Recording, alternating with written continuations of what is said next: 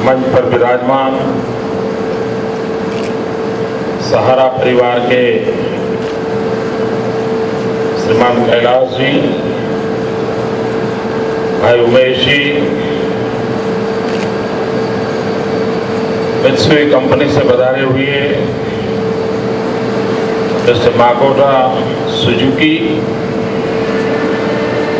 श्री टानीगुमी, श्री कुरुहाटा, मंत्री परिषद के मेरे साथी श्री वासण भाई, यहाँ की जनप्रिय विधायक बहन नीमा बहन, भाई और बहनों, आज के इस कार्यक्रम के कारण देश के भिन्न भिन्न भागों से जो स्टील के व्यापार से जुड़े हुए ऐसे मित्र भी यहाँ पधारे हैं। बहुत सारे लोग ऐसे होंगे शायद जो पहली बार यहाँ आए हो और आने से पहले जब उन्होंने कच्छ के संबंध में सुना होगा तो उनकी कल्पना कुछ और होगी, लेकिन आज जब देखा होगा तो उनको पता चला होगा कि विकास किसको कहते हैं।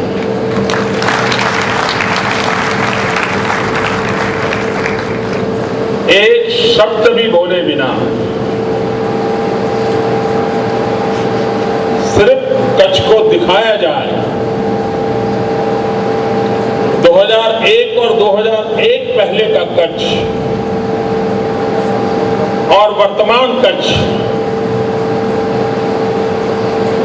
तो किसी भी व्यक्ति को समझ आ सकता है कि इसको विकास कहते हैं। आज आप जिस जगह पर बैठे हैं, इस अंजार के, इस तहसील के 20 किलोमीटर रेडियस में स्टील पाइप मैन्युफैक्चरिंग का काम इतना हो रहा है कि दुनिया का लार्जेस्ट स्टील पाइप मैन्युफैक्चरिंग का हब है, बस दुनिया का लार्जेस्ट। आप एक ऐसे डिस्ट्रिक्ट में आए हैं जिस एक डिस्ट्रिक्ट में 5 एयरपोर्ट हैं।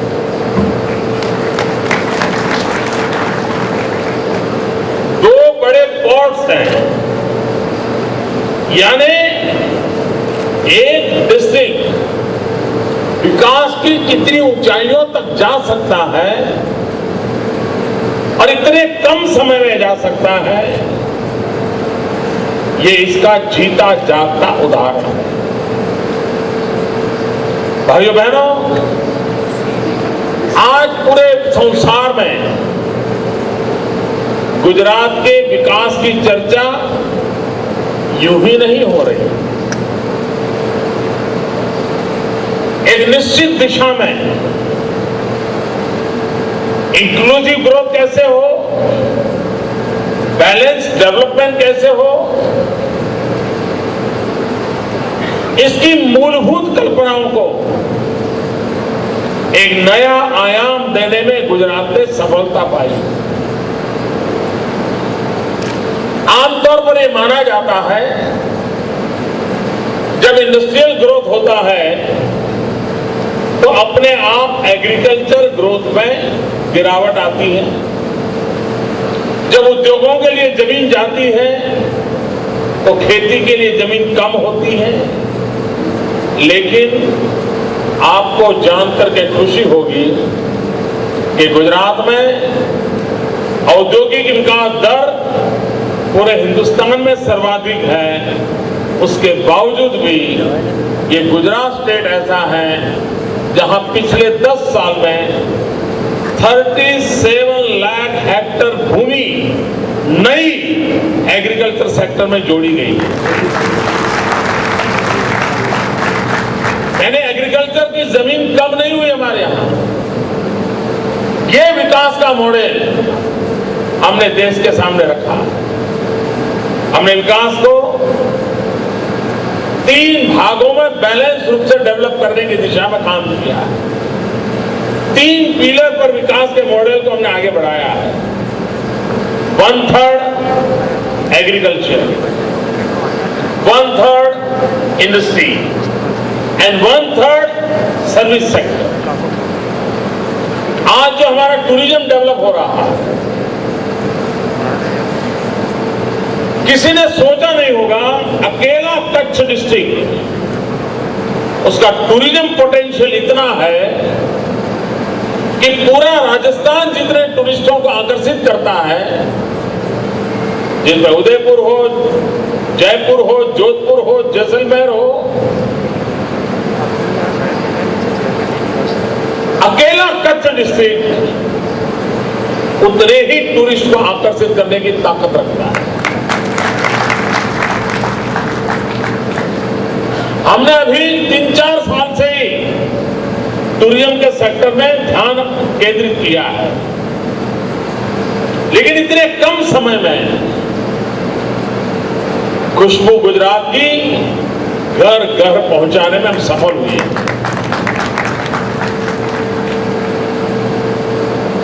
औद्योगिक विकास में एक जमाना था कि गुजरात सिर्फ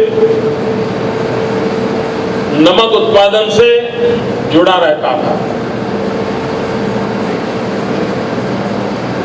हम नमक उत्पादन में देश में नंबर 1 पर है और इस बात का हम गुजरात के लोगों को गर्व है कि शायद ही हिंदुस्तान का कोई नागरिक होगा जिसने गुजरात का नमक न खाया।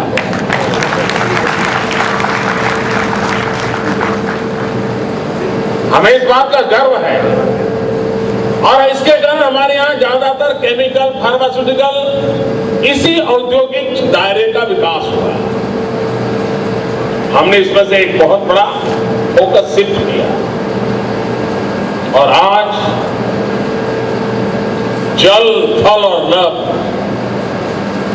तीनों क्षेत्रों में मैन्युफैक्चरिंग में गुजरात ने अपना स्थान बना लिया है। स्टील मैन्युफैक्चरिंग में गुजरात कहां से हो, कोई सोच नहीं सकता। जिस राज्य के पास 1 किलोग्राम भी आयरन और न हो, वो राज्य स्टील कैसे पैदा कर सकता है? और यही गुजरात की विशेषता है कि हमारे पास 1 किलोग्राम भी आयरन और न होने के बावजूद भी आज हम लाखों टन स्टील उत्पादन के क्षेत्र में देश में नेतृत्व कर रहे हैं। गुजरात राज्य है जिसके पास डायमंड की खदान नहीं है, लेकिन दुनिया के 10 में से 9 डायमंड वो होते हैं जिस पर गुजरात की मोहर लगी होती है, किसी न किसी गुजराती का हाथ लगा होता है। हमारे पास कोयला नहीं है, उसके बाद भी बिजली उत्पादन में हम आज देश में सेल्फ सफिशिएंट और सरप्लस स्टेट के रूप में आज देश को बहुत बड़ा सेवा करने का काम कर रहे हैं। मित्रों, कभी कोई सोच नहीं सकता था गुजरात इतने कम समय में ऑटोमोबाइल हब बन सकता है। आज गुजरात में ऑटोमोबाइल हब के रूप में पूरे एशिया का एक प्रकार से ऑटो कैपिटल के रूप में उसने अपना स्थान बना लिया है। और मैं गुजरात के लोगों के सामर्थ्य से अगर कहूं तो दुनिया का कोई भी ऑटोमोबाइल व्हीकल ऐसा नहीं होगा कि जिसका एकाध पुर्जा भी गुजरात से मैन्युफैक्चर करके न जाता। किसी भी ब्रांड का कोई भी ऑटो व्हीकल ले लीजिए, एकाध तो पार्ट ऐसा होगा जिसका मैन्युफैक्चरिंग गुजरात में हुआ। तो गुजरात की मैन्युफैक्चरिंग स्किल और उसी के कारण आज चीन का ध्यान भी गुजरात की तरफ गया है। मित्रों, ऐसा माना जाता है कि दुनिया के सब देशों को इन्वेस्टमेंट के लिए बुलाना ज्यादा मुश्किल काम नहीं है, लेकिन एक बार अगर जापान आपके यहां आया तो मान लिया जाएगा कि आप अब सभी परीक्षाओं में पास हो चुके हैं। जापान तब तक किसी जगह पे इन्वेस्टमेंट नहीं करता है जब तक उसके सारे पैरामीटर में व्यवस्थाएं खरी न उतरे। आज मित्रों, हिंदुस्तान में जापान और गुजरात नेचुरल एलाइज बने हुए हैं। मैक्सिमम इन्वेस्टमेंट आज जापान से गुजरात की ओर आ रहा है। जापान और गुजरात का नाता एक अटूट नाता बनता जा रहा है और ये संबंध, ये मैन्युफैक्चरिंग सेक्टर का हमारा रिलेशन आने वाले दिनों में हिंदुस्तान के इंडस्ट्रियल ग्रोथ में एक बहुत बड़ा रोल प्ले करने वाला है। और उस में I always welcome Japan, I always support Japan, and because the way in which the Japanese industries have taken interest in Gujarat, and not only the industrial sector, but the government of Japan is always a partner of the Gujarat progress. Whenever we organize the Vibrant Gujarat Global Investor Summit, since last 3 our Vibrant Summit, Japan is always a partner of Gujarat. अभी अपने आप में खुशी की बात है कि एक डेवलप कंट्री, दुनिया की पहली 2 इकोनॉमी में जिसका नाम है, वो देश गुजरात जैसे एक छोटे राज्य के साथ पार्टनरशिप का स्टैंड लेता है। यही दिखाता है कि गुजरात में कितना पोटेंशियल है, गुजरात में कितना सामर्थ्य है। भाइयों बहनों, शाह जी का जो साहस है उसका एक हिस्सा तो पिछले कई वर्षों से काम कर रहा था। हमारे कैलाश जी और उमेश के बड़े आग्रह के बावजूद भी मैं यहां पहले कभी आ नहीं पाया था, लेकिन जब इस बार उन्होंने एक्सपांशन किया और फेज 2 का लोकार्पण था, तो उन्होंने तय किया था कि जब तक मैं डेट नहीं देता वो इस काम को चालू नहीं करेंगे। वो बिल्कुल सत्याग्रह के मूड में थे। और हमारी सुमित्रा ताई जब किसी को रेकमेंड करें तो हम मना नहीं कर सकते, तो आखिरकार हमने मान लिया। और फिर लगा कि अगर अच्छाई करना है तो अच्छे दिन पर क्यों न करें। और आज कच्छ का नया साल शुरू होता है, कच्छ के नववर्ष का दिवस होता है। आज दुनिया भर में फैले हुआ कच्छी समाज आज के दिवस को नववर्ष के पर्व के रूप में मनाता है। ऐसे नववर्ष के पर्व के समय कच्छ की धरती को ये नजराना देने में और उसमें निमित्त बनने में मुझे गर्व और आनंद होता है। मैं सहारा परिवार को, उनके इस औद्योगिक साहस को बहुत बहुत शुभकामनाएं देता हूं।